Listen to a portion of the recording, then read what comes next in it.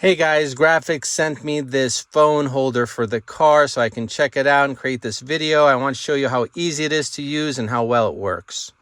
First thing you're going to do is just look for a smooth surface in your vehicle to put it on. If you can't find one on your dashboard or anywhere else, or you just want to put it in a different spot, they give you this. It's got a sticker back over here and the smooth surface that you need up front here. Now for me, I'm going to mount it down over here. Now simply you're going to put it on the surface that you'd like to mount it on and then give it a little twist.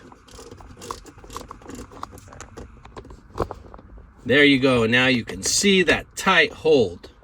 It's also got 360 degrees rotation, 180 degrees over here. But the best part about this is how it's going to hold the phone. You can see that strong suction holds it nice and tight. The design of this system over here is even going to dampen some of the vibrations from the road. It's also made out of a very high quality material. You can see the engineering in here. So it's going to give you a very solid and tight hold. It's going to give you a lot of different adjustability, and I would definitely recommend this for anyone who's looking for a phone holder for their vehicle.